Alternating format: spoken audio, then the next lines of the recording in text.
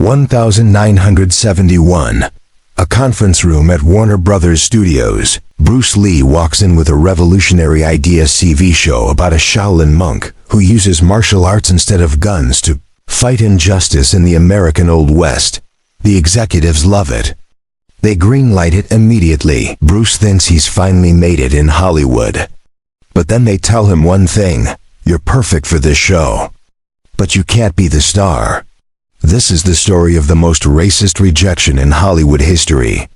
The story of how Bruce Lee created Kung Fu, poured his heart and soul into it, and then watched as white executives handed his role to a white actor who didn't know a single martial arts move. This is the story that broke Bruce Lee, and the story that made him a legend, because after this betrayal, Bruce Lee made a decision that would change cinema forever. If Hollywood won't let me be the hero, I'll go back to Hong Kong and prove them wrong. Let's go back to where it started. 1964. Long Beach International Karate Championships. Bruce Lee performs a demonstration that leaves the audience speechless. His 1-inch punch, his 2-finger push-ups, his speed so fast it looks like special effects. In the audience sits Jay Sebring, a Hollywood hairstylist with powerful connections. He's mesmerized. He immediately calls producer William Dozier. "Bill, you have to see this Chinese kid. He's incredible. He could be huge." Within weeks, Bruce auditions for a TV show called The Green Hornet. He's cast as Kato, the sidekick. It's not the lead, but it's a start. Bruce takes it. He figures, get my foot in the door, prove myself, then they'll give me my own show. The Green Hornet premieres in 1966. Bruce steals every scene. His martial arts are unlike anything American audiences have ever seen. Fan mail floods the studio, 90% of it asking about Kato, not the Green Hornet. But there's a problem. Bruce is too good. He's overshadowing the white lead actor, Van Williams. Studio executives panic. After one season, the show is canceled. For the next 4 years, Bruce Lee fights for every scrap Hollywood will give him. Guest appearances on TV shows, small roles. Always the villain. Always the exotic foreigner. Always the sidekick, never the hero. He appears on Ironside as a martial arts instructor. On Here Come the Brides as a Chinese laborer. On Blondie as a karate instructor. Every role is the same. The mysterious Asian man who teaches white people how to fight, then disappears. Bruce is furious. He knows he's better than this. He knows he could carry a show. He knows he could be a star, but every casting director tells him the same thing. You're too Chinese. American audiences won't accept an Asian leading man. Your accent is too thick. Your face is too foreign. One executive actually told him, "You're good, but you're not white enough." By 1971, Bruce is desperate. He has a wife, Linda, 2 kids, Brandon and Shannon. Bills are piling up. His martial arts school barely makes money.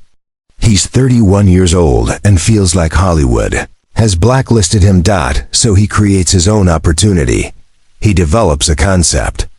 A Western TV series about a Shaolin monk named Kwai Chun Caine, who flees China after killing a member of the royal family. Caine wanders the American Old West in the 1870s, using martial arts and Eastern philosophy to help people and avoid violence. The pitch is revolutionary. No guns, only martial arts.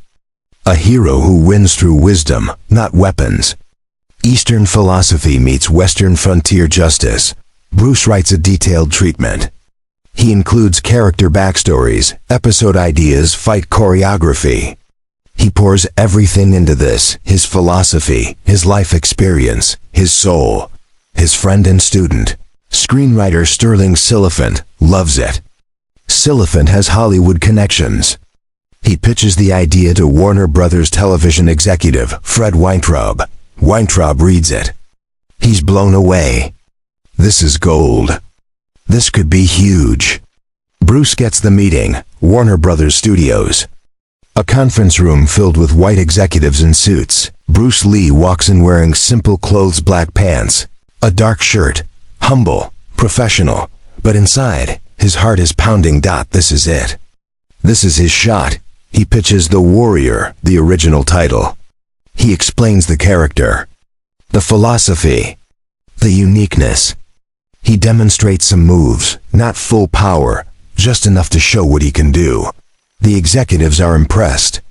They lean forward in their chairs. They nod. They smile. This is incredible, Bruce. We love it. Bruce's heart soars, finally. After 7 years of rejection. Finally, we want to make this show, the lead executive says. Bruce can barely contain his excitement, but ... There's always a but. We have some concerns about you playing the lead. The room. Temperature drops 20 degrees. What concerns? Bruce asks, keeping his voice steady. The executive shifts in his seat. Well, you're very talented, Bruce. Nobody questions that. But American audiences, they're not ready for an Asian leading man. Especially not in a Western. It's too ... different. Bruce feels his chest tighten. Different how? Your accent, for one. It's strong. Americans might have trouble understanding you. And frankly, you're not. You don't have the mainstream appeal we need for network television. Another executive chimes in. We're thinking we bring you on as a consultant. You teach the actor the martial arts. You choreograph the fights. You get producer credit. But we cast someone with more name recognition. Name recognition? Bruce's voice is ice. Who has name recognition in martial arts? Silence. We'll find someone, the first executive says. Trust us. This show is going to be huge. And you'll be a part of it. Bruce stands up. As the consultant. Not the star. Bruce, this is a huge opportunity. For who? For you? For some white actor who can't even throw a punch? Bruce, please, I created this. This is my story. My culture. My philosophy. And we're going to honor that. But business is business. We need someone American audiences will connect with. Bruce stares at them. These men in their expensive suits, sitting in their air-conditioned office. Telling him, a man who has spent his entire life mastering martial arts, that he's not good enough to play a martial artist on TV. I'll think about it, Bruce says quietly. He walks out. For weeks. Bruce wrestles with the decision. Take the deal and get some money, some credit, but watch someone else live his dream. Or walk away and risk never getting another chance. His wife Linda begs him to take it. It's something, Bruce. It's progress. His friend Sterling tells him to fight. Don't let them do this to you. Bruce is torn, humiliated, enraged while he's deciding. Warner Brothers makes their decision for him. They hired David Carradine. David Carradine. A white actor, zero martial arts training, soft-spoken, thin, the complete opposite of Bruce Lee's explosive physicality. But he's white. And he's American. And apparently, that's all that matters. The show is renamed Kung Fu. It premieres in October 1972. It becomes a massive hit. One of the biggest shows on television. David Carradine becomes a household name. He's on magazine covers, talk shows. He's praised as bringing Eastern philosophy to Western audiences. Bruce Lee watches from Hong Kong, where he fled after the rejection. He watches a white man in yellow face makeup, moving in slow motion, pretending to be a Shaolin monk. His creation. His story, stolen. But here's what Hollywood didn't understand about Bruce Lee. Rejection didn't destroy him. It fueled him. In Hong Kong, Bruce makes The Big Boss in 1971. It shatters every box office record. Then Fist of Fury in 1972, even bigger. Then Way of the Dragon in 1972, which he writes, directs, and stars in. Each film is a middle finger to Hollywood. Each film proves what they refuse to see. Bruce Lee is a star, a leading man, a box office phenomenon. By 1973, Warner Brothers comes crawling back. Bruce, we'd like to make a film with you. A big-budget Hollywood production. Bruce looks at them with cold eyes. Now you want me? The market has changed, Bruce. Audiences are ready now. Bruce laughs. A bitter, knowing laugh. Audiences were always ready. You weren't. But Bruce takes the deal. Not because he forgives them, but because he's going to prove them wrong on the biggest stage possible. Film is Enter the Dragon. Released in August 1973, 1 month after Bruce's death. It makes over $400 million worldwide. It becomes one of the most influential action films ever made. It launches the entire martial arts film genre in Hollywood. Here's the bitter irony. Kung Fu ran for 3 seasons and made David Carradine famous, but nobody remembers Kung Fu anymore. It's a footnote, a curiosity, a relic of Hollywood racism, but everyone remembers Bruce Lee, because Bruce didn't wait for Hollywood's permission. He didn't beg for a seat at their table. He built his own table.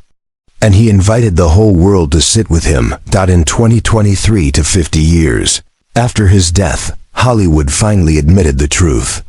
Multiple executives and insiders confirmed what everyone suspected.